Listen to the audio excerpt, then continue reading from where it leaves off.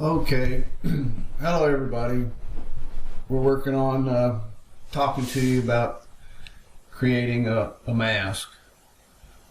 And we want to mention a couple things. This is a do-it-yourself mask, so it's not going to be the same as a mask scientifically created or medically created. You should always try to get a mask that is proper if you can, but if you don't have enough money to buy a mask, or if they aren't available, then you can make a mask. And they have said that making a mask is okay. And this is a mask that we're going to make. And we've put out some of our tools. We can show you a mask that we've already made. And we're going to go over how this is done now. Always, most of the time when you're making something, there's something that makes it really work well. And the object that does it for this mask is this plastic coil material.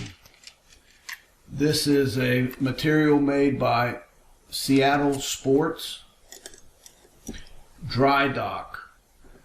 The name of it is a Dry Dock Coiled Tether 4-pack. Dry Dock Coiled Tether 4-pack. And here is the barcode 80292483320. Made by, again, Seattle Sports. And we're not really using this product for the purpose that they created it, but we like this. That's very nice. And again, remember, we would encourage you to use a mask that is scientifically and medically proper if you can. But if the mask doesn't exist, or you don't have enough money to buy it, then you can make your own. And they have said on the television when they're talking that you can wear a mask, that they recommend to wear a mask, and that wearing a mask that you made yourself is good enough in the situation where you can't acquire a proper mask, either because they don't exist or because you don't have enough money to buy one.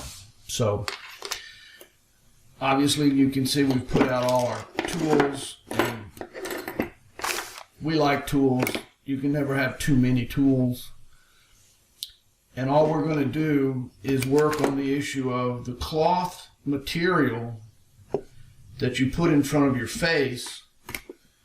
Can be whatever you want. This cloth material came from a structure that was made to be wrapped around your neck. And then if it's cold outside, you pull it up over your face, and if it's not cold outside, you push it back down around your neck.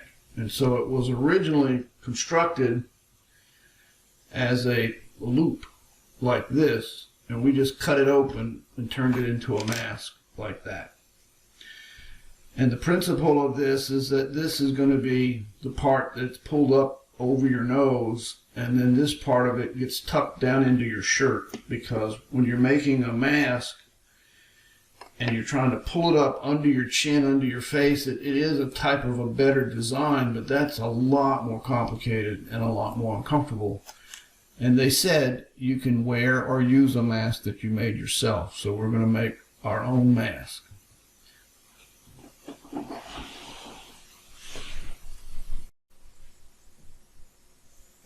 Okay, so welcome back. And again, you can see our starting image is the little robot standing out in the forest waving.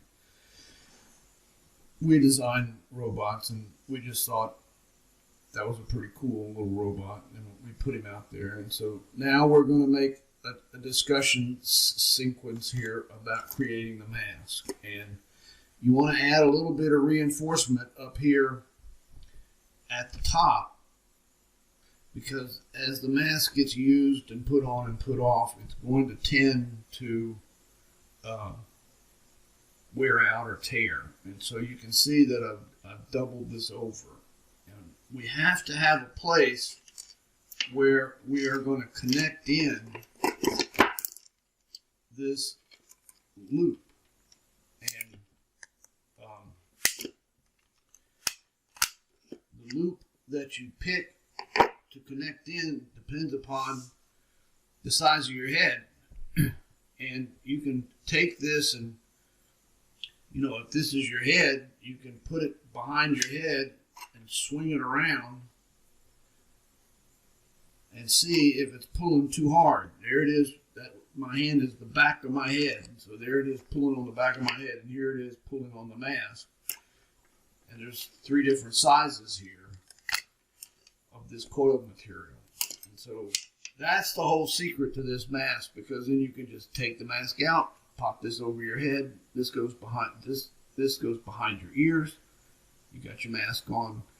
If it's time to take it off, you don't need it anymore. You just pull it over your head. So we have to figure out a way to get this thing connected to the mask. And you can see with the original mask design, I just took one of those split key rings and made a hole in the fabric and just hooked it up. This purple is a coil material that was made to be something to hold a key holder. But this is a little more delicate looking, and it's the same length, and it's got these hooks on it. And these hooks will allow you to take this off of the mask, and you can wash the mask. So that's pretty nice. And they have some strength to them.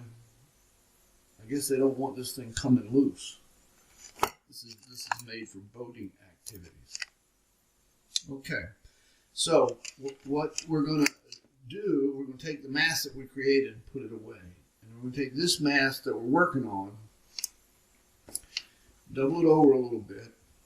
And what we want to put on this mask is a grommet. And the reason we want a grommet is because the grommet tends to protect the cloth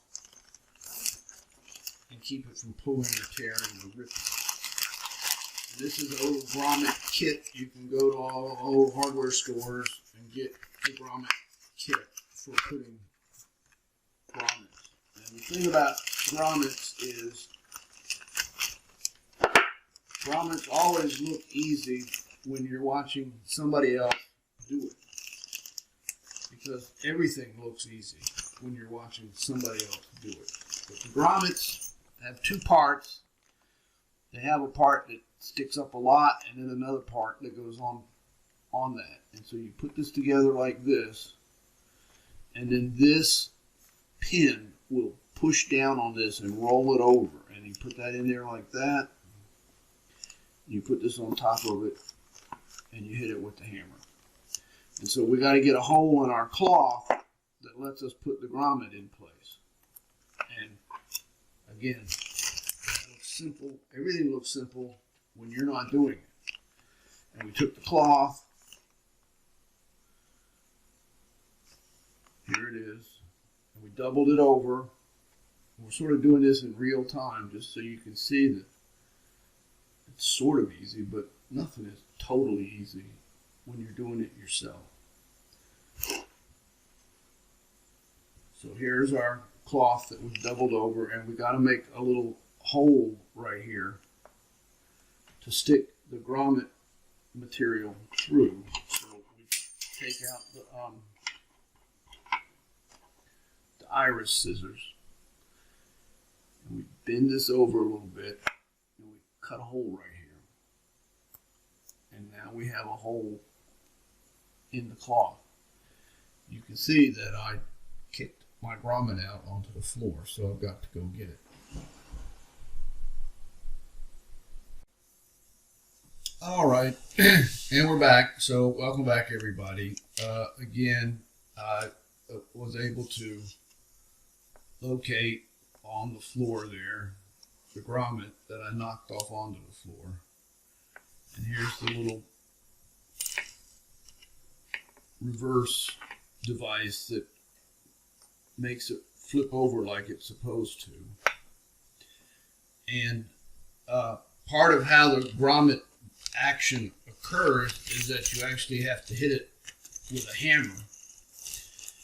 And I'm sure you all understand that taking a hammer and hitting a hammer on a piece of furniture is a class 1 catastrophic error, particularly if there's a significant other or partner involved and they find out that you were hitting a piece of furniture with a hammer. It's unforgivable. So this is a gigantic secret, is not to be released to anybody, not a soul in the world, that we took a hammer onto a piece of furniture. But I got the camera working. I'm afraid to touch it, so I'm going to leave it alone. I have my furniture protective equipment. A pair of welding gloves. You need a little bit of weight here to give that solidity to withstand the effect of you hitting the grommet into place. So that's what this is. It's just again, complete secret. Must not tell a soul that you put a 10-pound weight hammer on a piece of furniture. This is something that is created in the dark. Nobody knows what you did. Okay, so here we go. And we've got this doubled over. We have this hole in it. So now we have to get this grommet to go through that hole. And that is also one of these behaviors that looks awfully easy when someone else is doing it. And you don't want that hole to be too big because you're trying to protect the cloth to keep the cloth from stretching and ruining itself.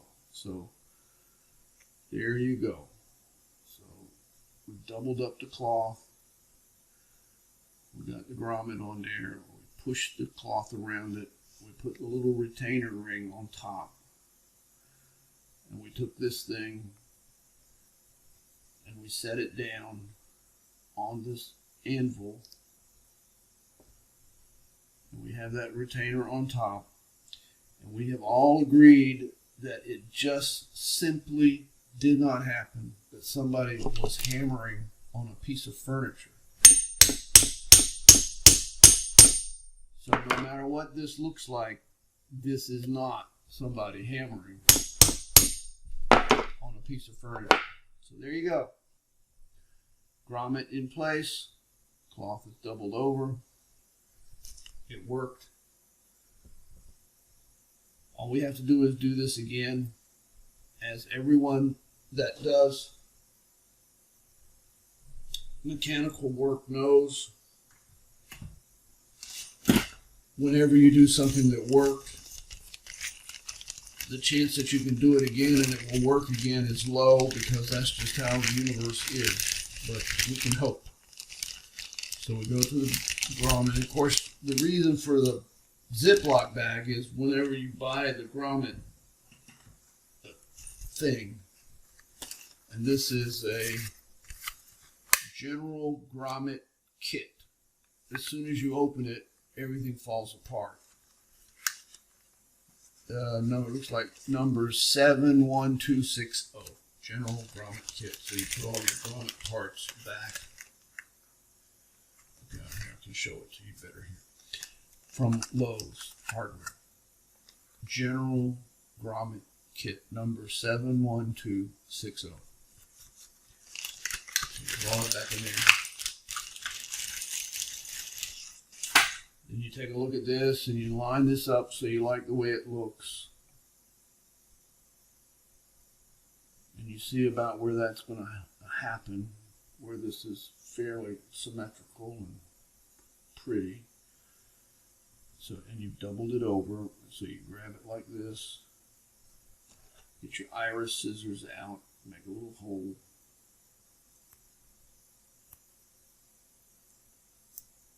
There's the hole that you made. Take your grommet. Which way did we do this? All right, so the grommet looks like the grommet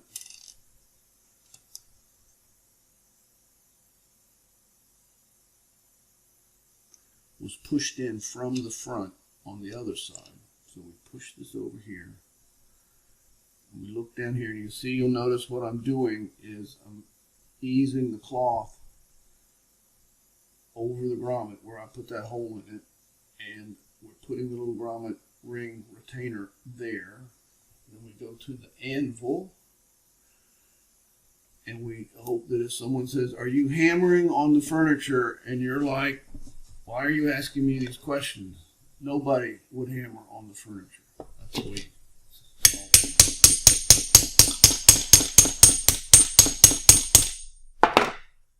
So that grommet is on there. There you go.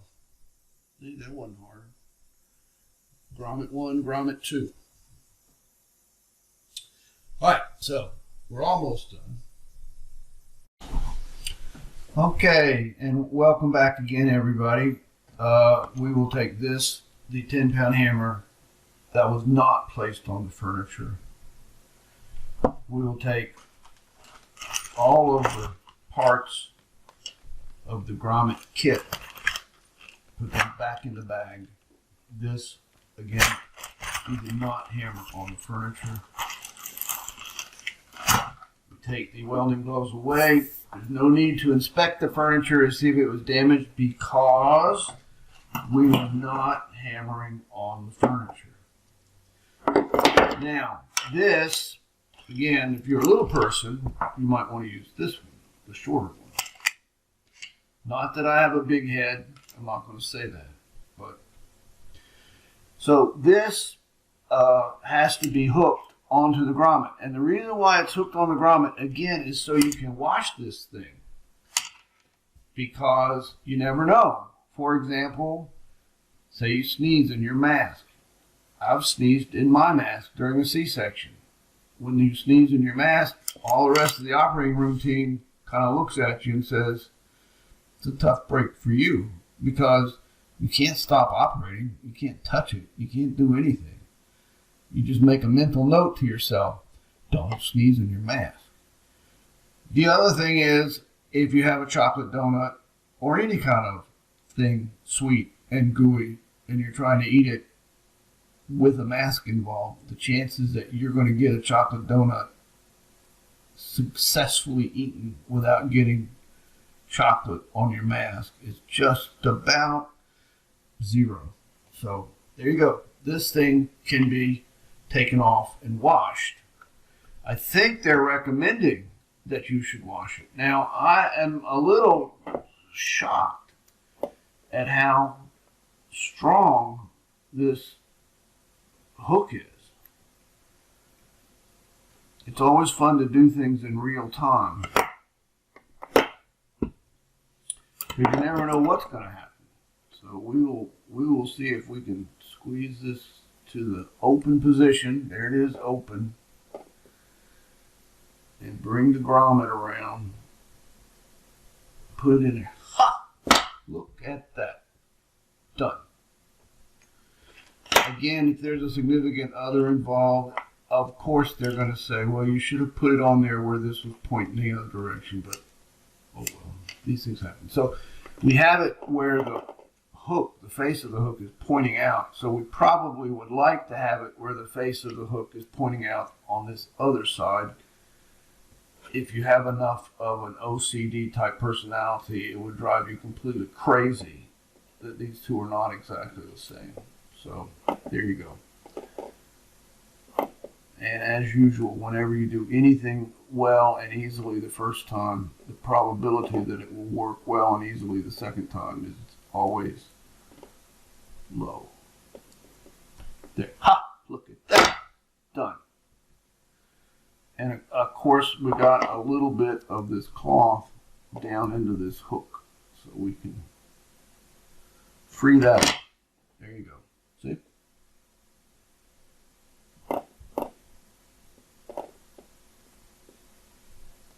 And this, because of the way we had to bend it, this does not go all the way back like it used to, but oh well. So there you see is your mask. And I will see if it's possible to get this thing on me I'm very nervous to touch the camera because it took me forever to get the camera to do anything. But just remember, no snickering allowed. And we will see how this works. All right.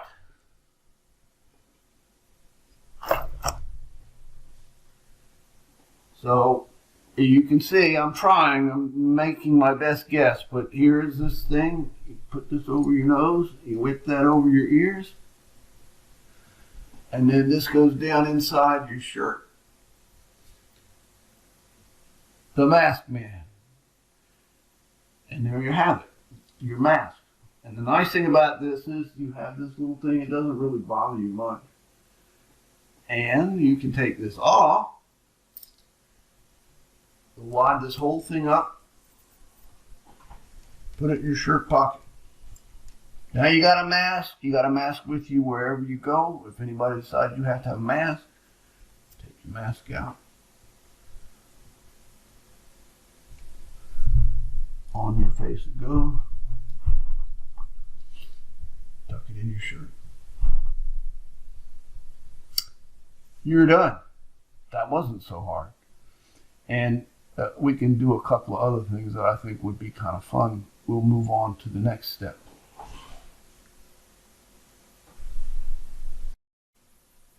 Okay, and again, welcome back everybody. We can have a little bit of fun with this image or concept of making your own mask, because you know you can put whatever you want to on your mask. And you can make it out of whatever you want to. I would again continue to make the advice, if there's a significant other or partner or important person involved, it is well worth your time before you get a pair of scissors out and start cutting up a piece of cloth for your mask. You better be sure that there's nobody that's opposed to that piece of cloth being used for that. Like a t-shirt, for instance. But you could get whatever image you wanted to. I was invited by Amazon to do t-shirts with merch, and I've sent a lot of images there. I haven't sold anything. I think that's a reflection that I'm just not very much connected to what the American public wants. But you know, at the beach, you can go to the beach shop and look through all the t-shirts and find whatever picture you want to find that interests you, and buy that t-shirt and cut out that picture and let it be your mask. Why not? You could actually even have a couple of different masks depending upon what kind of a mood you're in. I'll see if I can pull up a few of my pictures, any of them. It would be interesting to see if you could get Amazon to print on breathable cloth material mask face, Amazon merch mask. Why not? I don't, who knows? You never know what anybody's going to do. For example, Amazon asked me to do a pop socket. I didn't even know what a pop socket was, but I said, okay, and made Whimsy Bling just a little picture. I think Whimsy Bling would be a fine picture to put on the mask that you're wearing. You can, if you own a website, you can have an image that is your website image. This is a little robot walking along. I thought that would be a pretty cool image to put on your mask. Why not? I was just making a little Christmas ornament and worked through trying to see if I could create hands. Made a little wooden box. I think any of this would be a cool image.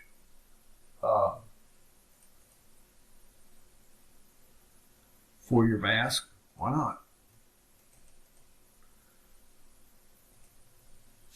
I had the most fun one day. I came up with something I called Amazon bird, which it's not relevant here really, but I put together these images. That would be cool on your mask. And I created an ultra close-up.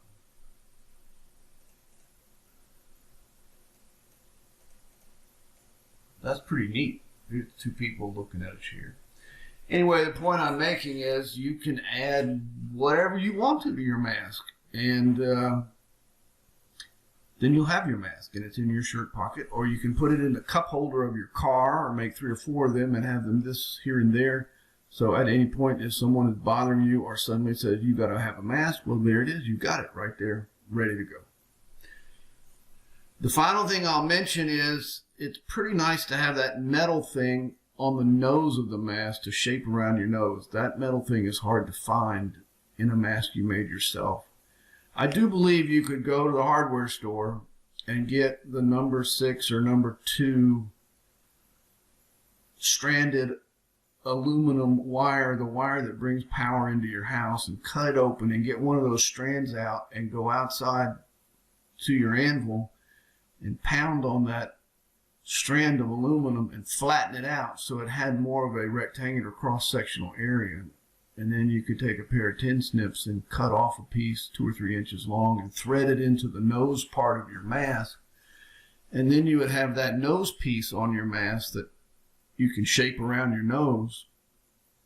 That would be nice. You might be able to do that with maybe a number 10 or a number 8 piece of copper wire. The whole point of it would be you need to take a hammer and pound it out so that instead of being round, it needs to be more flat.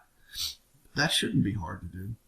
Anyway, you guys enjoy and have fun with your mask, and let's hope all this virus stuff goes away soon. Everyone stay well and be safe.